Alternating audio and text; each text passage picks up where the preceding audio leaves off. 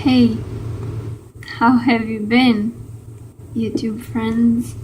I'm kind of nervous talking in front of a camera. It's been a while, as always. Are you surprised? This is the only way I start a video now. So, some changes have been happening, and I've been wanting to do this video for quite a while now. But I had too much on my head.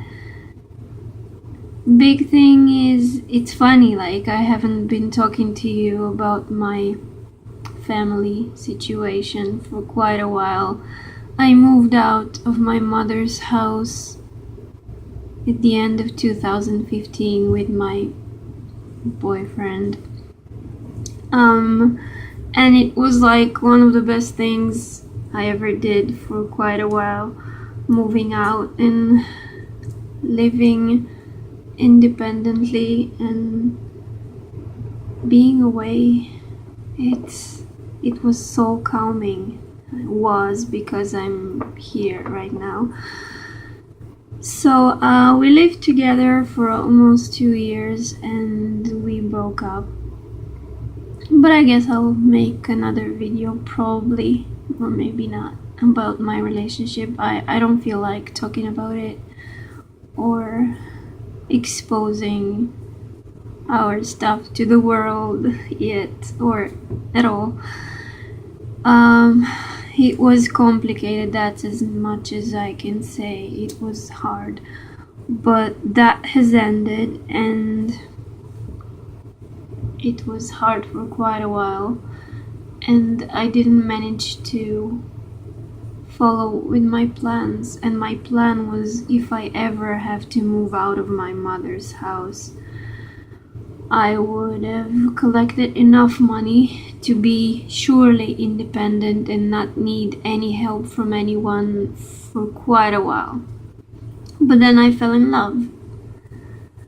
And I just dived into it with everything I had, and I just didn't want to think about the future, and we moved in very fast, and it didn't work out. So I had to leave and move out, and here I am again. But it's not such a negative thing. I guess during the last year, well, by the end of 2016, my dad finally bought a smartphone. So we've been talking a lot, and he's in Bulgaria. I'm in Israel. We've been talking a lot, and finally building our relationship again, and that has been very therapeutic for me.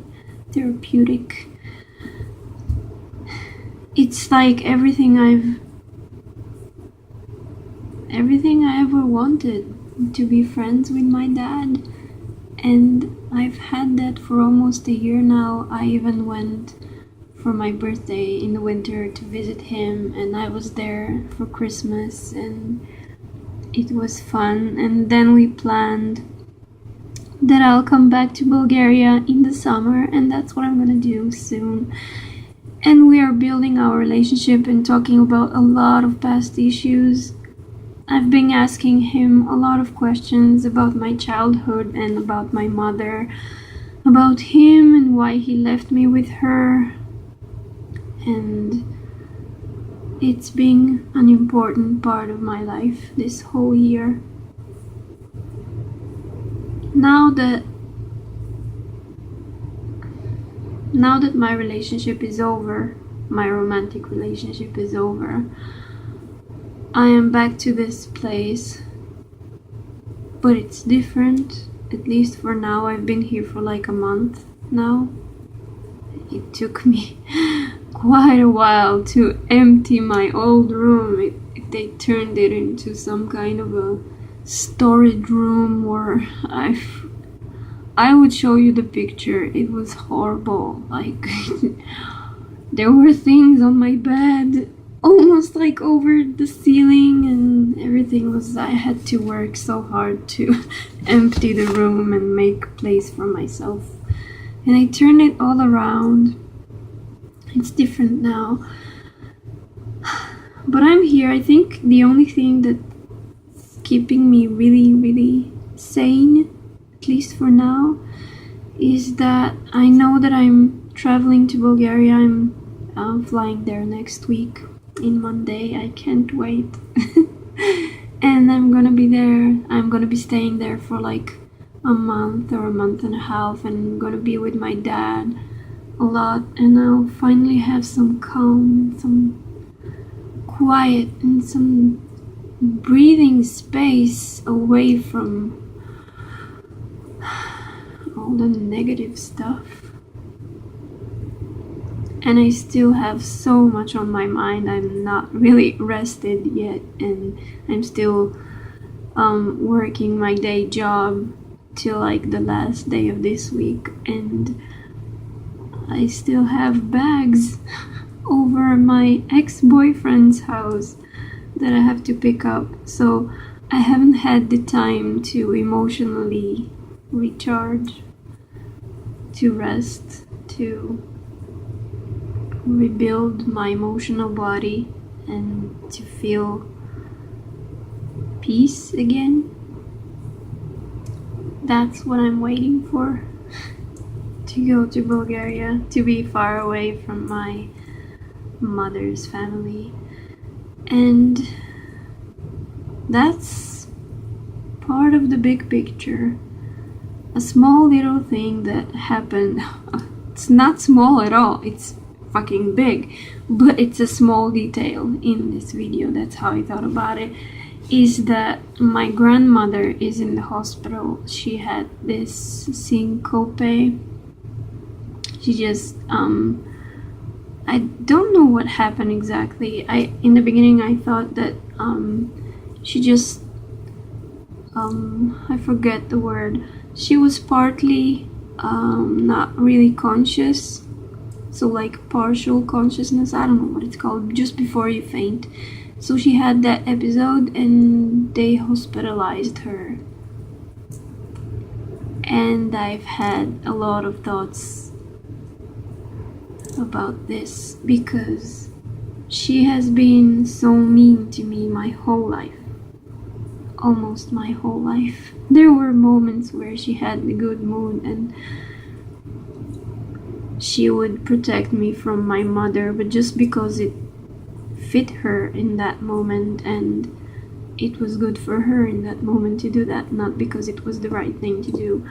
And her being in the hospital with some heart problem, like her whole family, all of her brothers had heart problems and died because of heart problems, and she and her sister never showed any, so we thought it's only in the males. So she is in the hospital with a heart problem. She's okay. She's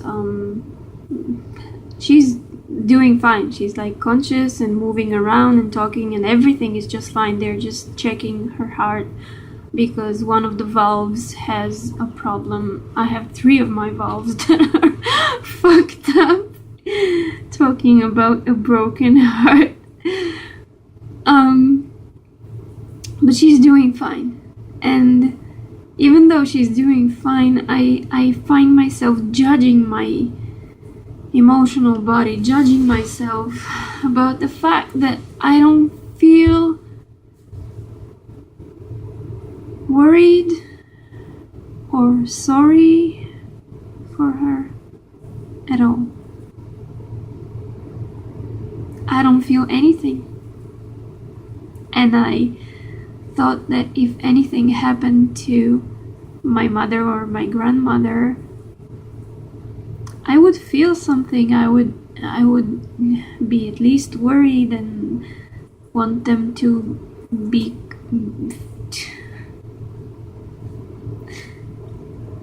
I thought that I would react differently. And I know that it doesn't make me a bad person. I have a lot of empathy to everybody, but not them, I guess. I was worried. I went there in the first day. I brought her some clothes and all that, but I never went to visit. And she's been there for 1 week now. And I feel like I'm not happy about it at all. Of course not. That's not the thing. But I'm just numb, I guess. And I'm not numb about other things. So it's not a general state of being. It's just I don't feel any empathy for her because she's caused me so much pain and suffering during the years. And I do take responsibility for my own suffering. It's not that I'm just blaming them, but I had to grow up with them. And she has done some pretty nasty things and said pretty nasty things to me.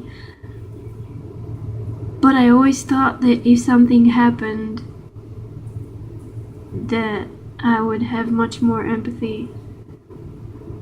And I would be like as if it's anybody else, and it's not. It's them.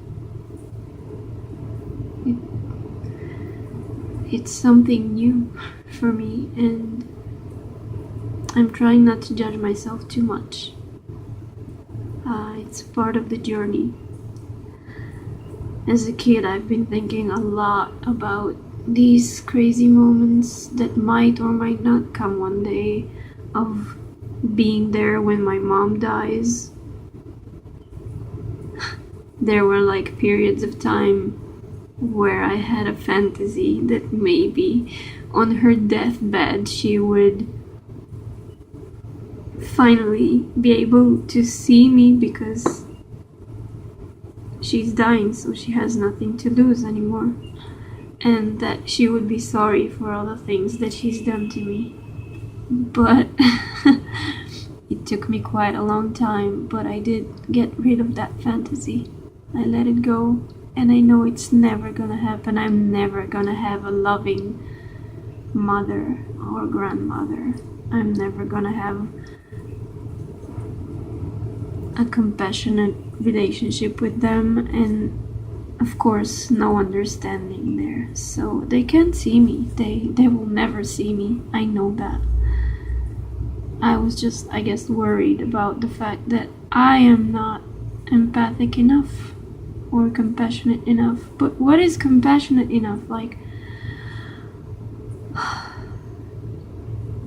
I went no contact after my birthday.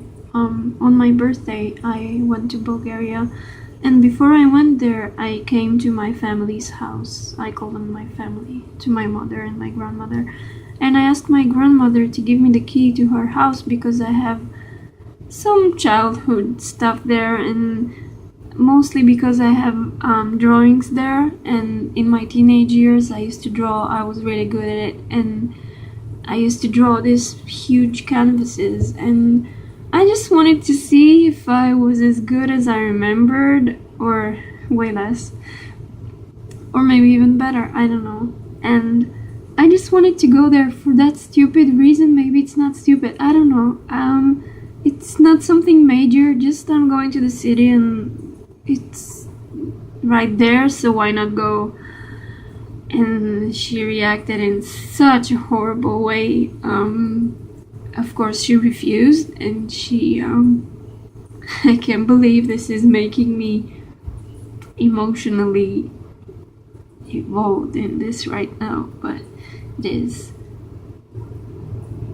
Her sick mind told her, in her sick mind, she thought that I would go into her house, and it's a broken house. Nobody's lived there for like 18 years now. And everything is so old and broken and rusty and disgusting. Nobody wants anything from there. I don't want anything from there.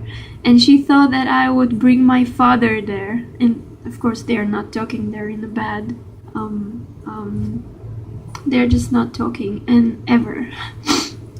And and we would steal her couch, which was actually our couch from when we were a family, my parents and I, and that I would give him the keys so we can both steal her couch and her living chair, which are not hers again. And that's why in her sick mind I would want the key for her place. Of course, she didn't believe me. It's anything innocent, like the paintings or whatever. And there was like this huge scandal right here, and yelling and screaming, and again with my mother and everything. And I just left this house just a few days before flying there and never looked back for quite a while. And I even tried doing no contact. I talked about it in one of my previous videos. My mom gave me a hard time over it and she wouldn't agree, but at some point I think I reached something like 2 months or 3 months without talking to her at all. And that was good, but then my relationship ended and I had nowhere to go to.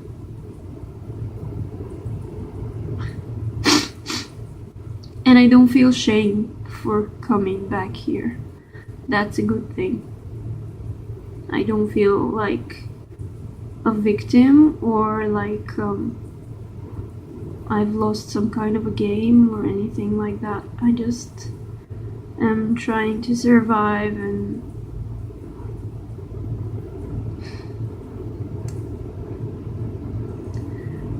do it sanely and not lose my mind.